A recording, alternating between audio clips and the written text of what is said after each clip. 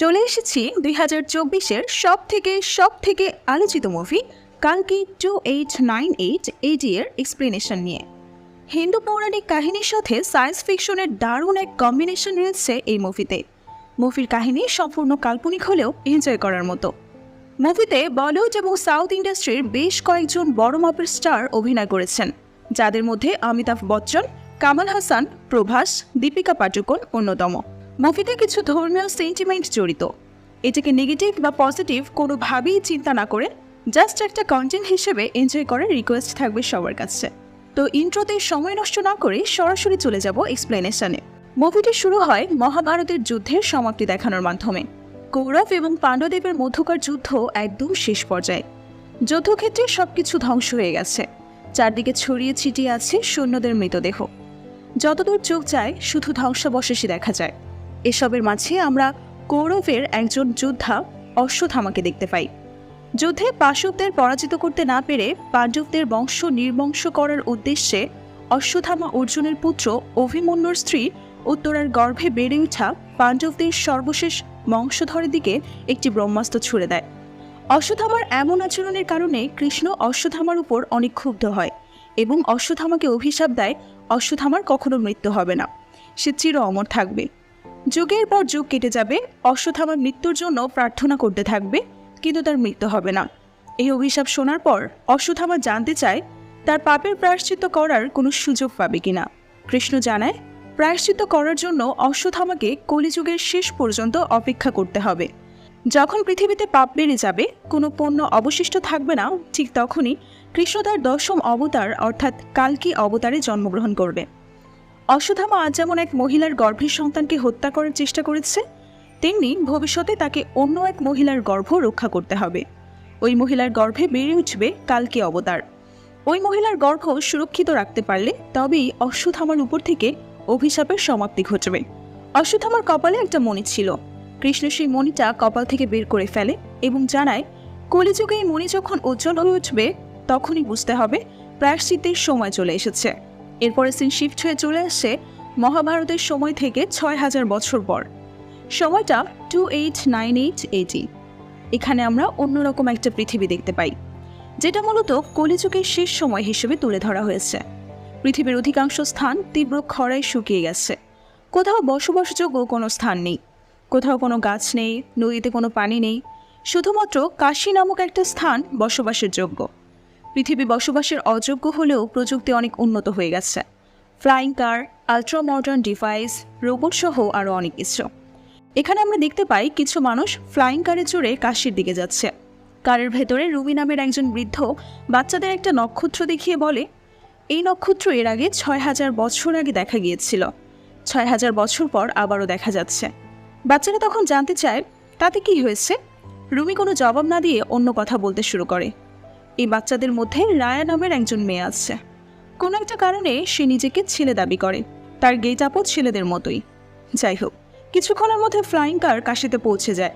এখানে আমরা দেখতে পাই কাশীতে একটা মেগা স্ট্রাকচার তৈরি করা হয়েছে, যাকে কমপ্লেক্স বলা হয়। এটা দেখতে একটা উল্টো পিরামিডের মতো। এই কমপ্লেক্সের ভেতর কলিযুগের শাসক সুপ্রিম ইয়াস্কিনের রাজত্ব চলে। সুপ্রিম ইয়াস্কিন নিজেকে কলিযুগের গড মনে করে। এই কমপ্লেক্স সাধারণ মানুষের প্রবেশের অনুমতি নেই। একদিকে কমপ্লেক্সের বাইরে সাধারণ মানুষ দুর্বিষহ জীবনযাপন করে, তাদের কাছে পান করার মতো পানি পর্যন্ত নেই। অপরদিকে কমপ্লেক্সের ভেতর সব ধরনের সুযোগ সুবিধার ব্যবস্থা রয়েছে। এর ভিতর আছে খাবার, বিশুদ্ধ পানি, বিশুদ্ধ বাতাস, গাছগাছালি, নদী, পরিচ্ছন্ন বন জঙ্গল ইত্যাদি। মূলত পৃথিবীর প্রকৃতিকে ধ্বংস করেই সাজানো হয়েছে এই কমপ্লেক্স। কমপ্লেক্সের ভেতর যেন কেউ সহজে প্রবেশ করতে না পারে, তার জন্য কমপ্লেক্সের বাইরে পাহারারত আছে অসংখ্য প্রহরী। এই প্রহরীদেরকে বলা হয় রাইডার। এদের পরিচালনা করে কমান্ডারের মানাস। কমপ্লেক্সের ভেতরে শুধুমাত্র ধনী ব্যক্তি প্রবেশ করতে পারে, কারণ সেখানে প্রবেশ করতে 1 মিলিয়ন ইউনিট প্রয়োজন হয়। ইউনিট হলো এই যুগের অর্থ বা টাকা। কমপ্লেক্সের রাইডাররা কাজের বিনিময়ে ইউনিট পেয়ে থাকে। তাদের ইউনিটের 1 মিলিয়ন হয়ে গেলে তারাও কমপ্লেক্সের ভেতরে থাকার সুযোগ পাবে। তাই রাইডাররা কমপ্লেক্সের ভেতরে থাকার জন্য ইউনিট কালেক্ট করতে থাকে। কমপ্লেক্সের রাইডার ছাড়াও কাশী শহরে কিছু বাউন্টি হান্টার বা প্রফেশনাল ফাইটার আছে, যারা কমপ্লেক্সের ভেতরে থাকার জন্য ইউনিট কালেক্ট করে। মোট কথা, সবাই রুক্ষ পৃথিবী ছেড়ে কমপ্লেক্সের ভেতর সুখী জীবন কাটাতে চায়। এই আধুনিক পৃথিবীতে সবথেকে নির্মম জীবন নারীদের। যখনই কাশিতে নতুন কোনো মানুষ আসে, কমপ্লেক্সের রাইটাররা তাদের মধ্য থেকে বেছে বেছে গর্ভধারণের সক্ষম এমন মেয়েদেরকে কমপ্লেক্সের ভেতরে নিয়ে যায়। তারা কমপ্লেক্সের ভেতরে কোনো সুযোগ সুবিধা ভোগ করতে পারে না। তাদেরকে কমপ্লেক্সের ভেতরে রাখা হয় ল্যাব এক্সপেরিমেন্টের জন্য। এই এক্সপেরিমেন্টের নাম প্রজেক্ট কে। কমপ্লেক্সের রাইটাররা স্ক্যানারের মাধ্যমে মেয়েদের স্ক্যান করে দেখে তারা এক্সপেরিমেন্টের জন্য পজিটিভ কিনা। যাদের রিপোর্ট পজিটিভ আসে শুধু তাদেরকেই কমপ্লেক্সের ভেতরে নিয়ে যাওয়া হয়। কোনো মেয়েকে এক্সপেরিমেন্টের জন্য কমপ্লেক্সের ভেতরে পাঠালে তার পরিবর্তে ওই মেয়ের পরিবারকে 10,000 ইউনিট দেওয়া হয়। এই ব্যাপারটা জানার পর রায়ার ছোট ভাই রাইটারদের কাছে রায়াকে বিক্রি করে দিতে চায়, কারণ রায়ার ভাইয়ের স্বপ্ন যে কোনো মূল্যে সে কমপ্লেক্সের ভেতরে প্রবেশ করবে। তাই সে তার বোনকে বিক্রি করে ইউনিট কালেক্ট করতে চায়। কিন্তু ভাইয়ের প্ল্যানের ব্যাপারে রায়া আগেই বুঝে ফেলে। সে লুকিয়ে পড়ে। রুমির ওই মেয়েটাকে একটা সুরক্ষিত জায়গায় নিয়ে যায়। ওই জায়গাটা কমপ্লেক্সের বাইরে একটা সিক্রেট প্লেস। এটার ব্যাপারে রুমি এবং তার সাথীরাই জানে। রুমি কোনো সাধারণ মানুষ নয়, সে মূলত একজন রেবেল বা বিদ্রোহী। ইয়াসকিনের রাজত্ব ধ্বংস করা যায় মূল উদ্দেশ্য। রুমির মতো আরও কিছু মানুষ আছে যারা বিশ্বাস করে কালকির আগমন ঘটবে এবং কালকে ধ্বংস করবে ইয়াসকিনের তৈরি নকল পৃথিবী। রুমির সাথীরা শামভালা নামক একটি সিক্রেট জায়গায় থাকে। এই জায়গাটার ব্যাপারে শুধুমাত্র রেবেলরাই জানে। রুমি মডার্ন টেকনোলজির মাধ্যমে শামভালায় থাকা তার সাথীদের সাথে যোগাযোগ করে। এখানে আমরা শামভালার লিডার মরিয়মকে দেখতে পাই। মরিয়ম রুমিকে শামভালায় ফিরে যেতে বললে রুমি বলে, পুরাণে বর্ণিত সেই সময় চলে এসেছে, কালকির আগমন ঘটবে, তাই আমাকে এখানেই থাকতে হবে। এরপর আমরা দেখতে পাই রুমির সাথীরা দিব্যা নামের একজন প্রেগনেন্ট নারীকে কমপ্লেক্সের রাইটারদের কাছ থেকে লুকিয়ে রেখেছে। দিব্যা চরিত্রে অভিনয় করেছেন মৃণাল ঠাকুর। রুমি দিব্যার সাথে দেখা করার জন্য তাকে ডেকে নেয়। রুমির ধারণা দিব্যার গর্ভে বেড়ে উঠেছে কালকি, তাই রুমির সৈন্যরা দিব্যার খেয়াল রাখছে। দিব্যার সামনে আসার পর রুমি একটা মণি বের করে সেটাকে দিব্যার গর্ভের কাছে নিয়ে যায়। এই মণিটাই হচ্ছে অশ্বত্থামার কপালের সেই মণিটা। পুরাণের বর্ণনা অনুযায়ী কালকির সংস্পর্শে আসলে এই মণি স্বয়ংক্রিয়ভাবে জ্বলে উঠবে, কিন্তু দিব্যার গর্ভের কাছে নিয়ে যাওয়ার পরেও মণিটা জ্বলে ওঠে না। রুমি বুঝতে পারে তার ধারণা ভুল। দিব্যার গর্ভে যে সন্তান বড় হচ্ছে সে কালকি নয়। এটা জানার পর শামভালার রেবেলার হতাশ হলে মরিয়ম তাদের আশ্বস্ত করে বলে, এখনও হয়তো কালকির আগমনের সময় হয়নি, তবে খুব শীঘ্রই তার আগমন ঘটবে। এর মাঝে হঠাৎ কমান্ডার মানাসের কিছু রাইটার রুমির সিক্রেট প্লেসে অ্যাটাক করে। ওই সময় রুমির হাত থেকে অশ্বত্থামার মণিটা নিচে পড়ে যায়। রায়া ওই মণিটা তুলে নিজের কাছে রেখে দেয়। একজন রেবেল রায়াকে নিয়ে সেখান থেকে পালিয়ে যায়, আর মানাসের সৈন্যরা রুমি এবং দিব্যাকে ধরে নিয়ে যায় মানাসের কাছে। মানাস জানে শামভালার রেবেলরা কালকির জন্য প্রতীক্ষা করছে, তাই সে শামভালা ধ্বংস করে দিতে চায়। কিন্তু মানাস জানে না শামভালা কোথায়। মানাস রুমির টেকনোলজির মাধ্যমে মরিয়মের সাথে কথা বলে।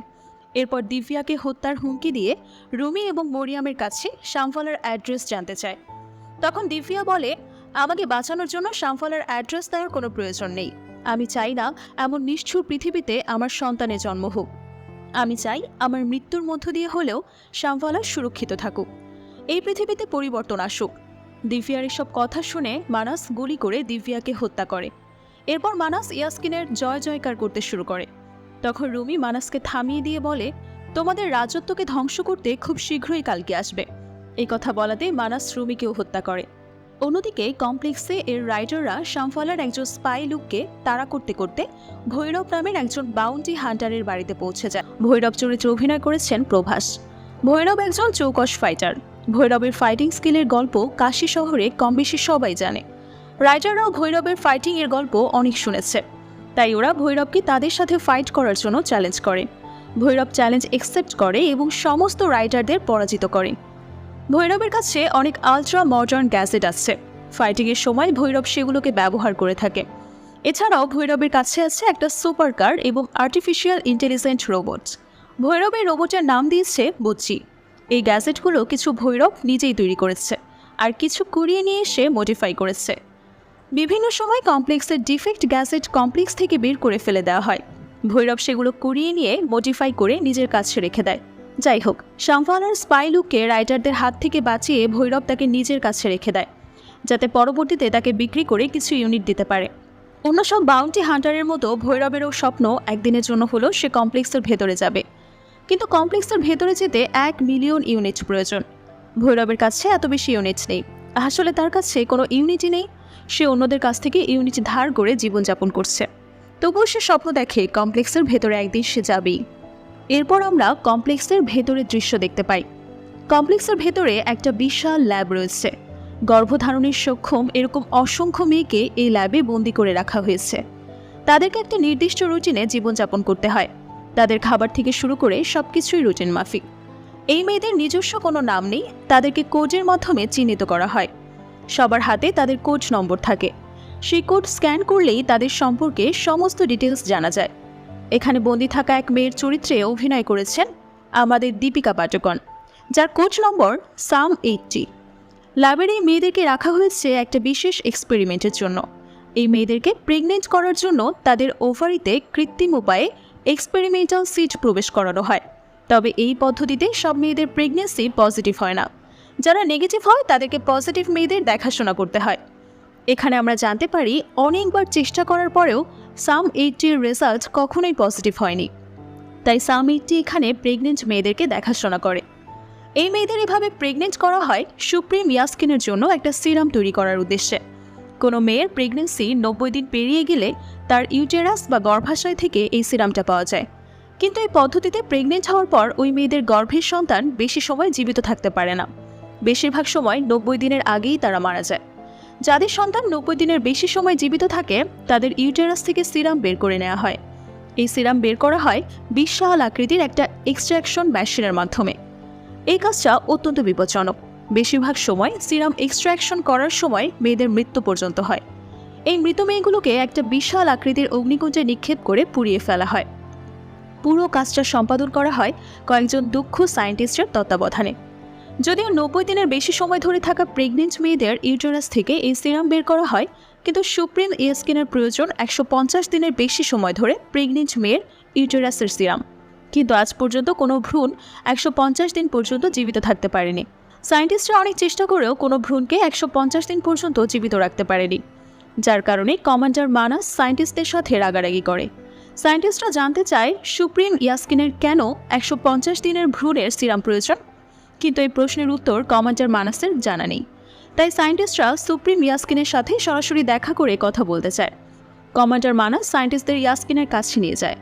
তবে সেখানে যাওয়ার আগে একজন সায়েন্টিস্ট সুপ্রিম ইয়াস্কিনের জন্য তৈরি করা সিরামটা নিয়ে সেটা মানাসের চোখের আড়ালে অন্য একটা সিরামের সাথে বদলে ফেলে। সুপ্রিম ইয়াস্কিনের জন্য কমপ্লেক্সের ভেতরে একটা আলাদা কমপ্লেক্স রয়েছে, যেখানে ইয়াস্কিন একাই থাকে। ইয়াস্কিনের কমপ্লেক্সের ভেতরে অন্য কারও প্রবেশের অধিকার নেই। সুপ্রিম ইয়াস্কিনের কমপ্লেক্সের বাইরে পাহারারত অবস্থায় আছে কাউন্সিল বাণী। শুধুমাত্র বাণীর কাছে ইয়াস্কিনের কমপ্লেক্সের দরজা খোলার এক্সেস রয়েছে। কাউন্সিলর বাণী কমান্ডার মানাস এবং সায়েন্টিস্টকে ইয়াস্কিনের কমপ্লেক্সের ভেতরে নিয়ে যায়। এখানে আমরা সুপ্রিম ইয়াস্কিনকে প্রথমবারের মতো দেখতে পাই। ইয়াস্কিনের চরিত্রে অভিনয় করেছে কামাল হাসান, যাকে দেখে একদমই চেনার উপায় নেই। এখানে আমরা দেখতে পাই সুপ্রিম ইয়াস্কিন শূন্যের উপর বসে ধ্যান করছে। সুপ্রিম ইয়াস্কিন রুগ্ন কঙ্কালসার চেহারার একটা বৃদ্ধ, যার শরীরের ত্বক হাড়ের সাথে একেবারে মিশে গেছে। ইয়াস্কিনের বয়স মূলত 200 বছর। প্রেগনেন্ট মেয়েদের ইউটেরাস থেকে যে সিরাম বের করা হয়, এই সিরামই মূলত ইয়াস্কিনকে বেঁচে থাকার শক্তি দেয়। এই সিরাম ব্যবহার করেই ইয়াস্কিন 200 বছর ধরে জীবিত আছে। সে আসলে অমরত্ব লাভ করতে চায়। এর জন্যই আসলে এত সব আয়োজন। ইয়াস্কিনের কাছে পৌঁছেই মানাস ইয়াস্কিনকে সিরামটা দেয়। এরপর সায়েন্টিস্ট জানায় শত চেষ্টা করেও কোনো ভ্রূণকে 100 দিনের বেশি বাঁচানো সম্ভব হয়নি। ইয়াস্কিন সায়েন্টিস্টের কথার কোনো জবাব না দিয়ে সিরামটা নিজের শরীরে প্রবেশ করায়। কিন্তু সিরাম প্রবেশ করানোর সাথে সাথে ইয়াস্কিন নিজের শরীরের উপর কন্ট্রোল হারিয়ে ফেলে এবং নিচে পড়ে যায়। এটা দেখে কমান্ডার মানাস এবং কাউন্সিলর বাণী কিছুটা ঘাবড়ে যায়। কিন্তু কিছুক্ষণের মধ্যেই ইয়াস্কিন আবারও উঠে দাঁড়ায় এবং হেসে বলে, অনেক দিন পর কেউ আমাকে হত্যা করার চেষ্টা করলো। কাউকে কিছু ভাবার সময় না দিয়ে ইয়াস্কিন এক ধরনের ম্যাজিক্যাল পাওয়ারের সাহায্যে সায়েন্টিস্টের গলা চেপে ধরে। অর্থাৎ সায়েন্টিস্ট আসল সিরাম চেঞ্জ করে যে নকল সিরামটা নিয়ে এসেছে, সেটা মূলত ইয়াস্কিনকে হত্যা করার জন্যই নিয়ে এসেছে। ইয়াস্কিন তখন সায়েন্টিস্টকে জিজ্ঞেস করে, তুমি আসলে কেন হত্যা করতে চাও আমাকে? সায়েন্টিস্ট বলে, এই পৃথিবী ভালোদের জন্য। আমি এই পৃথিবীকে তোমার হাত থেকে বাঁচাতে চাই। ইয়াস্কিন বলে, পৃথিবীর মানুষ টাকা পয়সার জন্য লড়াই করে একে অপরের সাথে সংঘাত করে, তাই আমি নিজেই তাদের ধ্বংস করার ব্যবস্থা করেছি। মানুষ নিজের স্বার্থে পৃথিবীর প্রকৃতিকে একটু একটু করে ধ্বংস করছিল। আমি সেটা একেবারেই নিঃশেষ করে দিয়েছি। আমি খারাপ কিছু করিনি। একথা বলে ইয়াস্কিন সায়েন্টিস্টকে হত্যা করে। এরপর কমান্ডার মানাস এবং কাউন্সিলর বাণীকে বলে, যত দ্রুত সম্ভব 150 দিনের মধ্যেই প্রেগনেন্ট মেয়েকে খুঁজে বের করো। এর পরের দৃশ্যে আমরা সাম 80কে দেখতে পাই। সাম 80 লুকিয়ে লুকিয়ে নিজের পেট চেক করছিল। এখানে আমরা জানতে পারি সাম 80 আসলে গত 5 মাস ধরে প্রেগনেন্ট, অর্থাৎ সে 150 দিন ক্রস করে ফেলেছে। কিন্তু কোনো একটা কারণে ল্যাবের টেস্ট তার রেজাল্ট নেগেটিভ এসেছে। সাম 80 ভালোভাবেই জানে প্রেগনেন্ট মেয়েদের সাথে কী করা হয়। প্রতিবার সিরাম এক্সট্রাকশন করার পর মেয়েদের গর্ভের ভ্রূণকে মেরে ফেলা হয়। এরপর আবারও তাদেরকে প্রেগনেন্ট করানো হয়। তাই সাম 80 নিজের প্রেগনেন্সির ব্যাপারটা সকলের কাছ থেকে লুকিয়ে রেখেছে। কিন্তু পেট চেক করার সময় একটা মেয়ে সাম 80কে দেখে ফেলে। মেয়েটা সাম 80কে বলে, তুমি 150 দিন ক্রস করে ফেলেছ, যেটা আজ পর্যন্ত কোনো মেয়ে করতে পারেনি। কমপ্লেক্সের লোকেরা যদি এটা জানতে পারে, তোমাকে রানীর মতো করে রাখবে। তুমি কেন প্রেগনেন্সির ব্যাপারটা লুকিয়ে রেখেছ? সাম 80 বলে, কমপ্লেক্সের লোকেরা জানতে পারলে আমার সন্তানকে হত্যা করবে। আমার জন্মের সময় আমি আমার মাকে হারিয়ে ফেলেছি, আর অনেক ছোটবেলায় বাবা আমাকে কমপ্লেক্সে বিক্রি করে দিয়েছে। পৃথিবীতে আমার আপন বলতে কেউ ছিল না। এখন আমার আপন বলতে একমাত্র আমার গর্ভের এই বাচ্চা, তাকে আমি হারাতে চাই না। মেয়েটা তখন বলে, তোমার গর্ভে যে বড় হচ্ছে সে কোনো সাধারণ শিশু নয়, সে একটা এক্সপেরিমেন্টাল ফল। ল্যাব এক্সপেরিমেন্টের মাধ্যমে জন্ম হয়েছে তার। এই বাচ্চার কোনো জন্মদাতা পিতা নেই। সাম 80 বলে, পিতা নেই তো কী হয়েছে, মা তো আছে। মেয়েটা বলে, এভাবে আর কতদিন লুকিয়ে রাখবে? একদিন না একদিন তো সবাই জেনে যাবে। সাম 80 বলে, আমি জানি না কতদিন লুকিয়ে রাখতে পারবো, কিন্তু আমি আমার সন্তানকে বাঁচিয়ে রাখতে চাই। এর পরের দৃশ্যে আমরা আবারও ভৈরবকে দেখতে পাই। ভৈরব শামফালার স্পাই লুককে বিক্রি করতে চাচ্ছিল, কিন্তু লুক অনেক রিকোয়েস্ট করায় ভৈরব তাকে বিক্রি করার সিদ্ধান্ত বদলায়। লুক ভৈরবকে বলে, তোমার ফাইটিং স্কিল অনেক ভালো, তুমি শামফালার রেভেলদের সাথে জয়েন করো, পৃথিবীর ভালোর জন্য কাজ করো। ভৈরব বলে, ভালোর জন্য কাজ করে আমার কোনো লাভ নেই। ভালো আর মন্দের লড়াইয়ে বিজয় যারই হোক না কেন, আমাদের মতো মানুষদের অবস্থার কখনো পরিবর্তন হয় না। তাই নিজের কথা চিন্তা করাই সব থেকে উত্তম। এরপর ভৈরব লুককে তার ছোটবেলার কিছু ঘটনা শোনায়। এখানে ফ্ল্যাশব্যাকে দেখানো হয় ভৈরবের জন্মের পরপরই এক যুদ্ধের সময় তার বাবা মা হারিয়ে গেছে। একজন ক্যাপ্টেন যুদ্ধক্ষেত্রে ভৈরবকে কুড়িয়ে পেয়েছে। এই ক্যাপ্টেনের চরিত্রে অভিনয় করেছেন দুলকার সালমান। ক্যাপ্টেনই ভৈরবকে নিজের কাছে রেখে বড় করেছে। ভৈরবকে শিখিয়েছে কিভাবে পৃথিবীতে টিকে রাখতে হয়। ফাইটিংয়ে ভৈরবের যে পারদর্শিতা তার বেশিরভাগই ক্যাপ্টেনের কাছেই শিখেছে সে। বাকি সবার মতো ক্যাপ্টেনেরও তীব্র ইচ্ছা ছিল কমপ্লেক্সের ভেতরে যাওয়ার, যার জন্য ক্যাপ্টেন ইউনিট কালেক্ট করেছিল। অল্প সময়ের মধ্যে বেশি ইউনিট কালেক্ট করার লোভে ক্যাপ্টেন জুয়া খেলত, কিন্তু দুর্ভাগ্যবশত জুয়ায় হেরে গিয়ে একসময় ক্যাপ্টেন নিঃস্ব হয়ে যায়। জুয়ায় বাজিয়ে রাখার মতো যখন আর কিছুই ছিল না, তখন ক্যাপ্টেন বাধ্য হয়ে ভৈরবকেই বাজি রাখে। সহজ কথায় বলতে গেলে ক্যাপ্টেন ভৈরবকে বিক্রি করে দেয়। এই কথা জানার পর ভৈরব অনেক কষ্ট পায় এবং ক্যাপ্টেনের উপর রাগ করে ক্যাপ্টেনের অজান্তেই সে কমপ্লেক্সের রাইডারদের কাছ থেকে ক্যাপ্টেনকে বিক্রি করে দেয়। অনেক ছোটবেলাতেই ভৈরব শিখে গেছে টিকে থাকতে হলে স্বার্থপর হতে হবে, তাই সে শুধু নিজের স্বার্থের কথাই চিন্তা করে। সিন প্রেজেন্টে চলে আসে। আমরা ভৈরবের গার্লফ্রেন্ড রক্সিকে দেখতে পাই। রক্সি চরিত্রে অভিনয় করেছে দিশা পাটানি। রক্সি ভৈরবের সাথে দেখা করে তাকে জানায় কমপ্লেক্সে একটা জব হয়ে গেছে তার, কাল থেকে জবে জয়েন করবে সে। এই কথা শুনে ভৈরব অনেক খুশি হয়। সে ভাবে রক্সির মাধ্যমে সে কমপ্লেক্সে পৌঁছাতে পারবে। ভৈরব রক্সির কাছে রিকোয়েস্ট করে বলে, একদিনের জন্য হলেও আমাকে কমপ্লেক্সে নিয়ে যাও, আমি শুধু একবারের জন্য দেখতে চাই কমপ্লেক্সের ভেতরে কি আছে। রক্সি ভৈরবের রিকোয়েস্ট ফেলতে পারে না। সে ভৈরবকে কমপ্লেক্সের ভেতরে নিয়ে যাওয়ার জন্য রাজি হয়ে যায়। পরের দিন ওরা একসাথে কমপ্লেক্সে যায়। কমপ্লেক্সের ভেতরে ওয়ার্কারদের একটি রেজিস্ট্রেশন করতে হয়।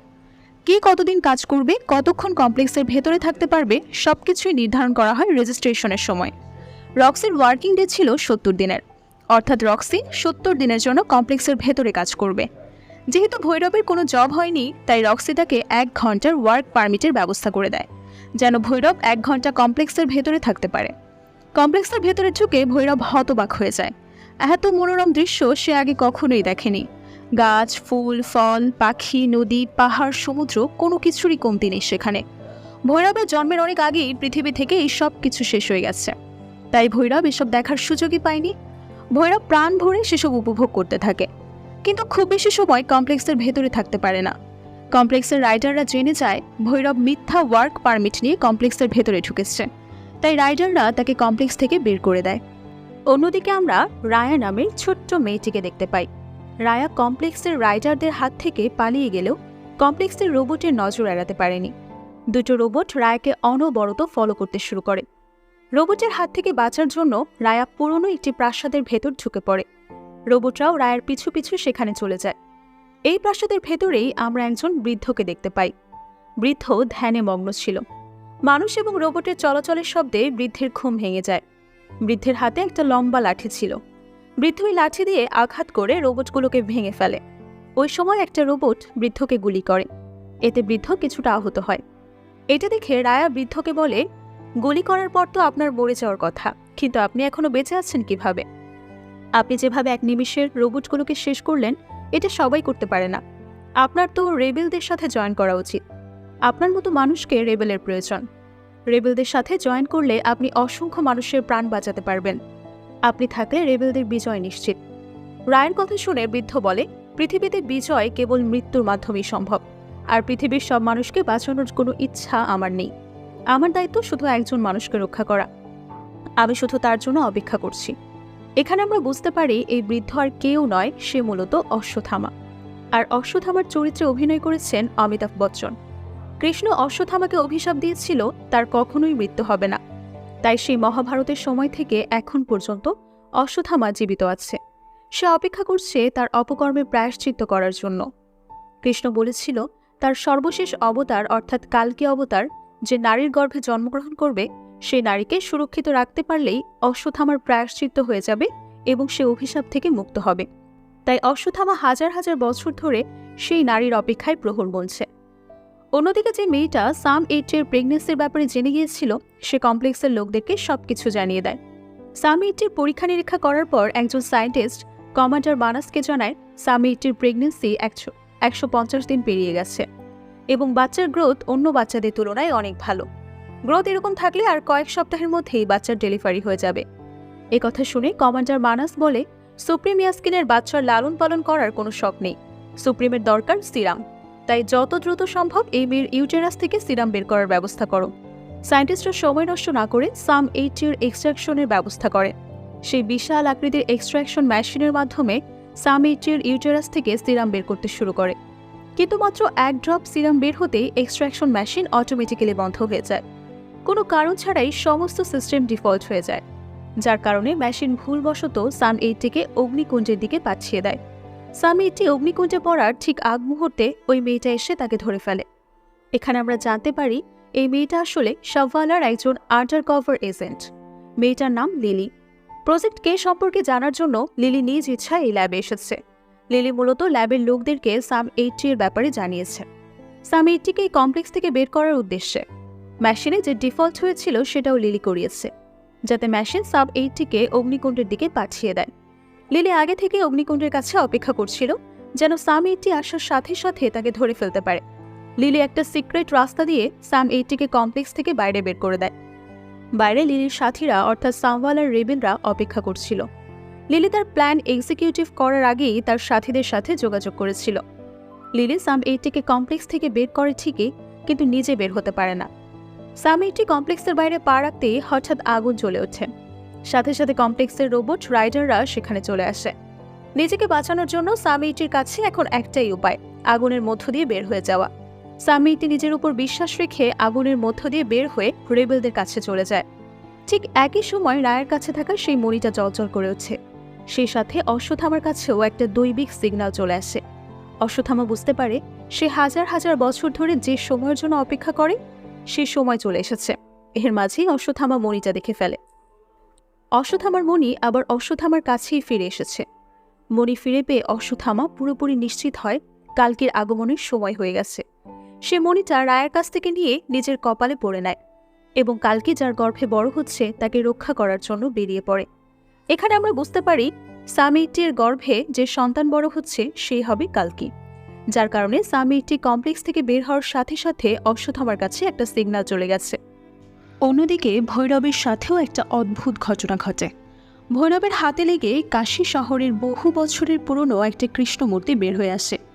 মূর্তি বের হওয়ার পর ভৈরব অনুভব করে তার মধ্যে কিছু পরিবর্তন এসেছে, কিন্তু পরিবর্তনটা কি সেটা ভৈরব জানে না। এদিকে রেবেলরা সাম 80কে উদ্ধার করে শামফালার দিকে যেতে শুরু করে। রেবেলদের গাড়িতে 3 জন রেবেল আসছে। এদের মধ্যে ভিরন সিনিয়র রেবেল। এছাড়া আরও 2 জন রেবেল আছে যাদের নাম কায়রা এবং আদ্র। ভিরান লিলির ওপর প্রচণ্ড বিরক্ত হয়, কারণ লিলিকে কমপ্লেক্সে পাঠানো হয়েছে প্রজেক্ট কে সম্পর্কে জানার জন্য। সেটা না করে সে একজন প্রেগনেন্ট মেয়েকে বাঁচানোর জন্য এত বড় রিস্ক নিয়েছে। ভিরান সাম 80 এর কাছে জানতে চায় প্রজেক্ট কে এর ব্যাপারে সে কিছু জানে কিনা। সাম 80 জানায় এ ব্যাপারে সে কিছুই জানে না। ভিরান সাম 80 উপর বিরক্ত হলেও কায়রা বুঝে গিয়েছিল সাম 80 সেই নারী যার গল্প শামফালার লিডার মরিয়ম সব সময় বলতো, অর্থাৎ যার গর্ভে বড় হচ্ছে কালকি। তাই সে সাম 80কে স্পেশাল ট্রিট করতে শুরু করে। সাম 80 কোনো নাম না থাকায় কায়রা তার নাম দেয় সুমতি। এদিকে কমান্ডার মানাস যখন জানতে পারে সুমতি পালিয়ে গেছে, সে কমপ্লেক্সের রাইডারদেরকে বলে সুমতিকে ধরে নিয়ে আসার জন্য। মানাস ঘোষণা দেয় যে সাম 80কে ধরে নিয়ে আসতে পারবে যে তাকে পুরস্কার হিসেবে 1 মিলিয়ন ইউনিট দেওয়া হবে। ভৈরবও তার এআই রোবট বুদ্ধির মাধ্যমে জানতে পারে সাম 80কে ধরিয়ে দিলে 1 মিলিয়ন ইউনিট পাওয়া যাবে। এটা ভৈরবের জন্য অনেক বড় একটা সুযোগ, কারণ কমপ্লেক্সে থাকতে হলেও প্রয়োজন 1 মিলিয়ন ইউনিট। সাম 80কে ধরিয়ে দিতে পারলে ভৈরব তার বাকি জীবনের কমপ্লেক্সের ভেতরেই কাটাতে পারবে। অল্প কিছুক্ষণের মধ্যেই 2 জন রাইডার সুমতিকে খুঁজতে খুঁজতে রেবেলদের গাড়ির কাছে পৌঁছে যায়, কিন্তু কায়রা কৌশলে তাদেরকে হত্যা করে।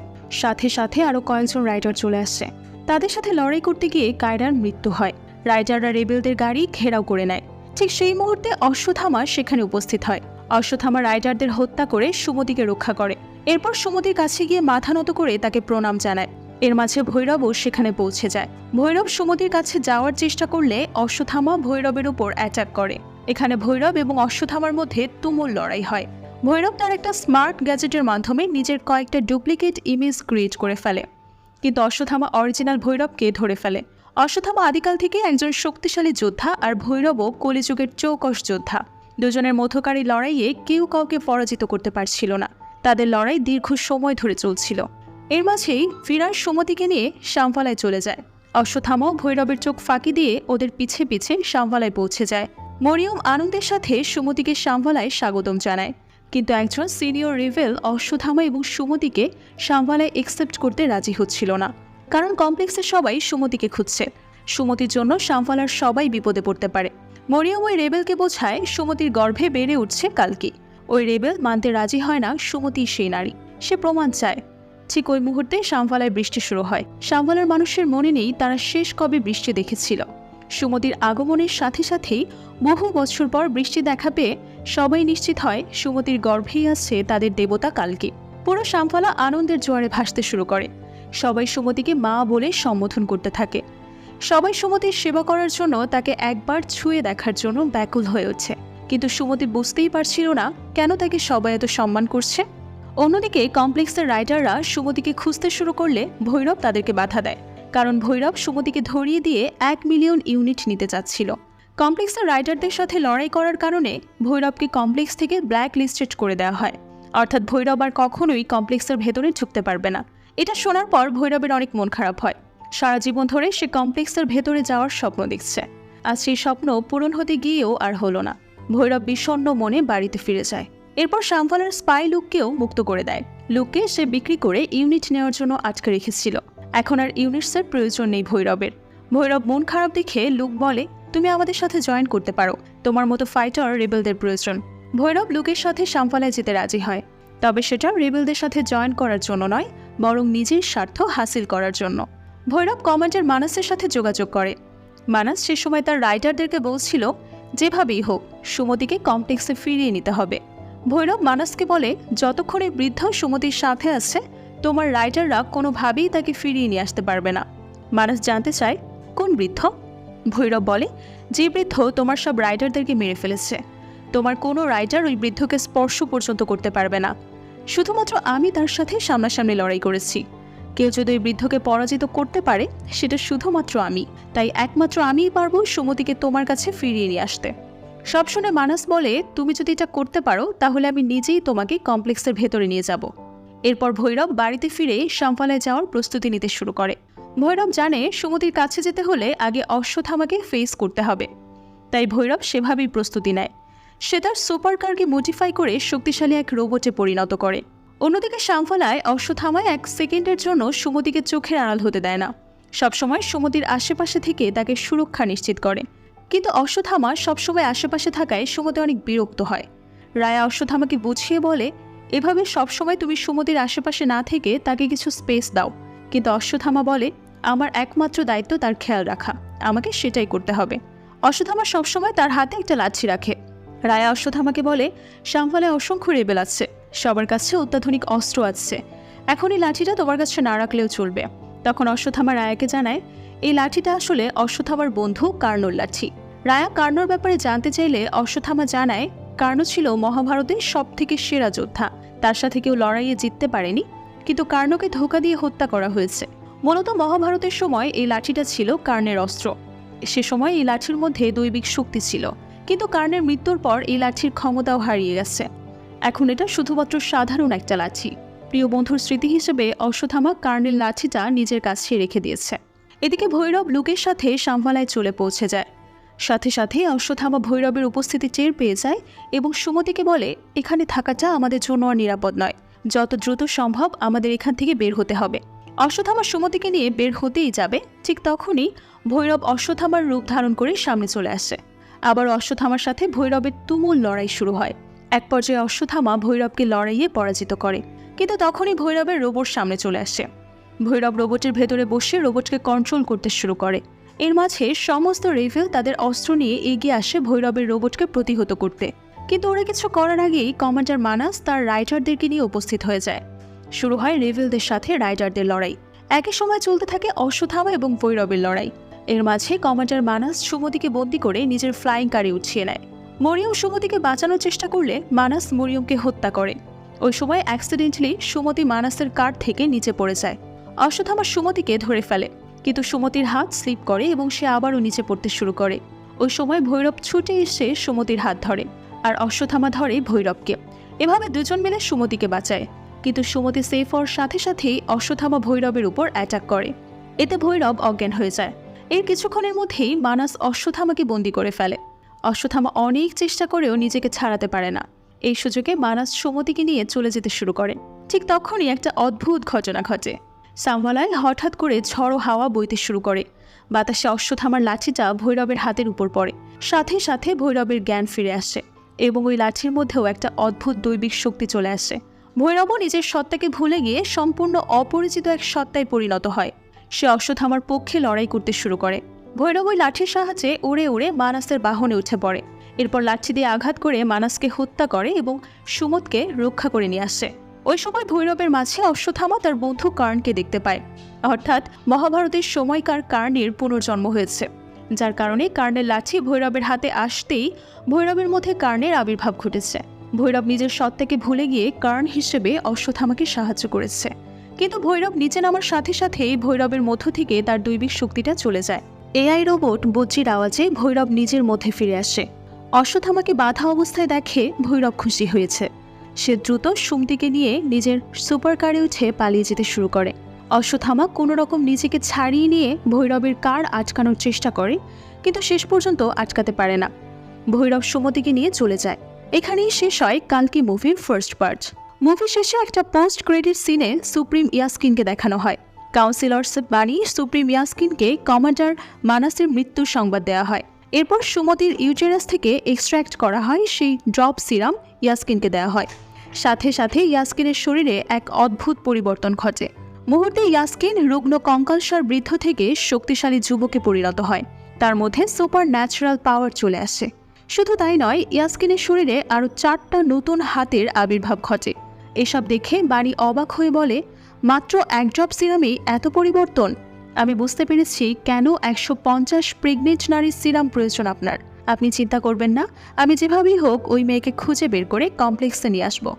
কিন্তু ইয়াস্কিন বলে তার কোনো প্রয়োজন নেই, আমি নিজেই তাকে খুঁজে বের করব। কিন্তু সুমতি কোথায় আছে? ভৈরব তাকে লুকিয়ে রাখবে নাকি সুপ্রিম ইয়াস্কিনের হাতে তুলে দেবে? সুপ্রিম ইয়াস্কিন সুমতির ইউটেরাস থেকে সিরাম এক্সট্র্যাক্ট করতে পারবে নাকি অশ্বত্থামা সুমতিকে উদ্ধার করতে সক্ষম হবে? এই সব প্রশ্নের উত্তর আমরা জানতে পারবো মুভির নেক্সট পার্টে।